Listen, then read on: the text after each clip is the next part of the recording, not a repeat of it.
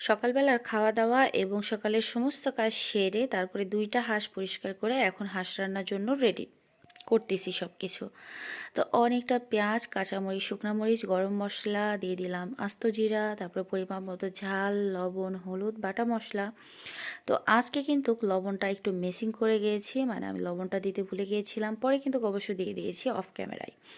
তো যাই হোক আমি সুন্দরভাবে সকল মসলা দিয়ে ভালোভাবে হাতের সাহায্যে মাখিয়ে নিচ্ছি। তো মাখার সময় আপনার ভাই যেহেতু আজকে ভিডিও করতেছে, ও বলতেছে, "তুমি কি লবণ দিয়েছো?" তো আসলে আমি গ্রামে আসলে একটু তাড়াহুড়ার মধ্যে থাকি আসলে। যেহেতু আমি নতুন পরিবেশ থেকে, মানে একটা পরিবেশ থেকে আরেকটা পরিবেশে আসলে একটা মানুষের অ্যাডজাস্ট করতে একটু সময় লেগে যায়। তো আমি তো একটা জায়গায় আমার সবকিছু চেনা জানা। এখন এই জায়গায় এসে আমার একটু, মানে একটু এলোমেলো হয়ে যাচ্ছে আরকি। তো যাই হোক তবুও আমাকে করতে হবে সবকিছু। তো এখন সুন্দরভাবে হাতের সাহায্যে মশলাগুলো ভালোভাবে মাখিয়ে নেওয়ার পর মাংস দিয়ে জাস্ট উল্টে পাল্টে একদম মিশিয়ে নিচ্ছি। আর এই যে এখন বললাম, আমি কি লবণ দিয়েছি? তো না, আমি তো লবণ দেই নাই। তো এই যে এখন আমি লবণটা দিয়ে দিলাম। তো যাই হোক এখন সুন্দরভাবে লবণটা দিয়ে দেওয়ার পর তারপরে ভালোভাবে হাতের সাহায্যে মাখিয়ে নিচ্ছি। এখন হলো মাখিয়ে নেওয়ার পর হাত ধোয়া কিছুটা পানি দিয়ে সুন্দরভাবে রান্নার জন্য বসিয়ে দিব। আর এখানে কিন্তু বাটা মসলা দিয়ে আজকে সব রান্না করেছি। আর হাত ধোয়া পানি দিয়ে আমি এটাকে রান্নার জন্য বসিয়ে দিয়েছি। আর এদিকে এখনও বসাইনি, জাস্ট আমি ২ টা তরকারি একবারে মাখার পর তারপরে বসাবো। তো সিম, বেগুন, আলু, নতুন আলু। তো এখন এই যে পেঁয়াজ, কাঁচামরিচ, বাটা মসলা, বাটা মরিচ, তারপরে লবণ, হলুদ আর তেল। তো ভালোভাবে এগুলো সবকিছু দিয়ে দেওয়ার পর ভালোভাবে হাতের সাহায্যে মাখিয়ে নিচ্ছি। এখন মাখিয়ে নিব বেশ অনেকক্ষণ যাবত, নেড়ে চেড়ে একদম নরম করে মাখিয়ে নেওয়ার পর সুন্দরভাবে মানে পানি দিয়ে দিব। মানে মাখানো হয়ে গেলে জাস্ট পানি দিয়ে এটাকে রান্নার জন্য বসিয়ে দিব। আর মাছ কিন্তু বরাবরই আমি একটু পরে দিই, যেহেতু ছোট মাছ। ছোট মাছটা সেদ্ধ হতে বেশিক্ষণ সময় লাগে না। ছোট বড় যেকোনো মাছই সেদ্ধ হতে বেশি টাইম লাগে না। তো আগে দিলে মাছটা নরম হয়ে যায় ভাপেই। তো যখন বলকের সময় দেই তখন কিন্তু খুব সুন্দরভাবে মাছটা আস্ত আস্ত থাকে, বেশ ভালো লাগে খেতে। তো এই তো পরিমাণ মতো পানি দিয়ে উপর থেকে তেল দিয়ে রান্নার ধরে দিয়েছি, মানে চুলাটা ধরিয়ে দিচ্ছি। এখন এই যে রান্নাটা বসিয়ে দিলাম। এখন এই যে কিন্তু গ্রামে এসে কিন্তু আলহামদুলিল্লাহ আমি সমস্ত কিছু অ্যাডজাস্ট করে চলতে পারি। মানে মাটির চুলায়, গ্যাসের চুলায় যেকোনো পরিস্থিতি সব কিছুতে আল্লাহ তাআলা মেনে নেওয়ার তৌফিক আমাকে দিয়েছে আলহামদুলিল্লাহ।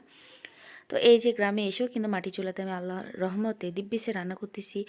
এই যে খড়িখার আমার শ্বশুর শাশুড়ি আমাদের জন্য সংগ্রহ করে রেখেছে। মানে এটা আমাদের বাড়িতেই হয়। তো তখন এগুলো আমাদের জন্য রেখে দেয়। মানে আমি যখন যাই তখন এগুলো দিয়ে রান্না করি। আর ওনারাও রান্না করে। ওনারা মানে খড়, ভুসি এগুলো দিয়ে রান্না করে, তারপরে ঘুটার কুটি। তো যাই হোক আমরা এগুলো দিয়ে রান্না করতে, করতে অলরেডি আমার রান্না কিছুটা হয়ে আসছে। এখন এই সুন্দরভাবে নাড়াচাড়া দিয়ে এখন এই যে মাছগুলো দিয়ে দিলাম উপরে, দিয়ে ভালোভাবে নাড়াচাড়া দিয়ে আবারও ঢাকনা দিয়ে ঢেকে দিব। আর এদিকে কিন্তু মাংসতে কিছুটা পানি দিয়ে দিয়েছিলাম একবারে।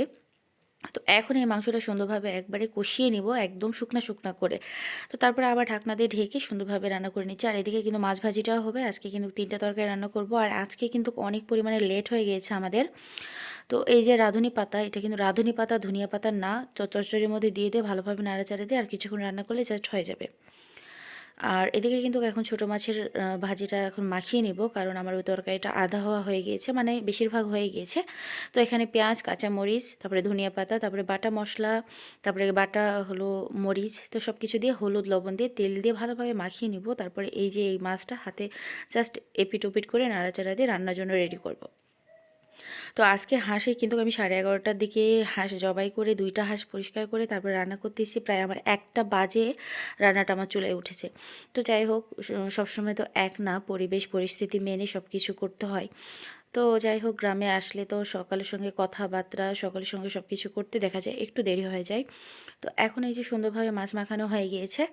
এখন এই যে হাঁসের মাংস যেটা রেখেছিলাম রান্নার জন্য মানে বসিয়ে দিয়েছিলাম, সেটা কিন্তু আস্তে আস্তে পানিটা শুকিয়ে আসতেছে। তো মাঝে মাঝে একটু ঢাকনাটা উঠিয়ে নাড়াচাড়া দিয়ে নিচ্ছি।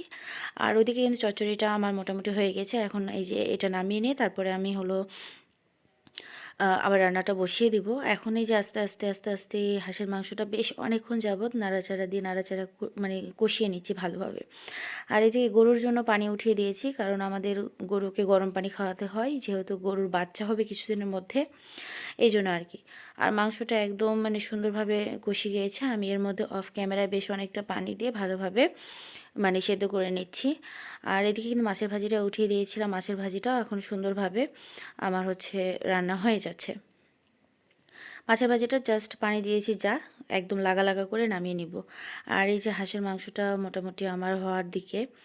এখন এই যে সুন্দরভাবে উল্টে মানে ঘুরিয়ে ঘাড়িয়ে এটা ভাজা ভাজা করে নামিয়ে নিয়েছি। হাঁসের মাংসটা দেখতেই পাচ্ছেন রান্নাটা হয়ে গিয়েছে, মানে সেদ্ধর জন্য পানি দিয়ে তারপরে সেই পানিটাও শুকিয়ে ফেলে তারপরে রান্না করে নামালাম। আর এই যে হাঁসের মাংস একদম রেডি হয়ে গিয়েছে, টালা জিরা দিয়ে নামিয়ে নিচ্ছি। মাছের ভাজি হয়ে গেছে, ভাত হয়ে গিয়েছে, যাই হোক সব কিছু রান্না একদম কমপ্লিট। তো আজকে ভিডিওটি আপনাদের কাছে কেমন লেগেছে অবশ্যই কমেন্টে জানাবেন। ভালো লাগলে লাইক কমেন্ট শেয়ার করে আমার পাশেই থাকবেন। ফেসবুকে ফলো অ্যান্ড ইউটিউবে সাবস্ক্রাইব করে রাখবেন। দেখা হচ্ছে নেক্সট ভিডিওতে। আপনারা সকলে ভালো থাকুন, সুস্থ থাকুন। আল্লাহ হাফেজ, আসসালামু আলাইকুম।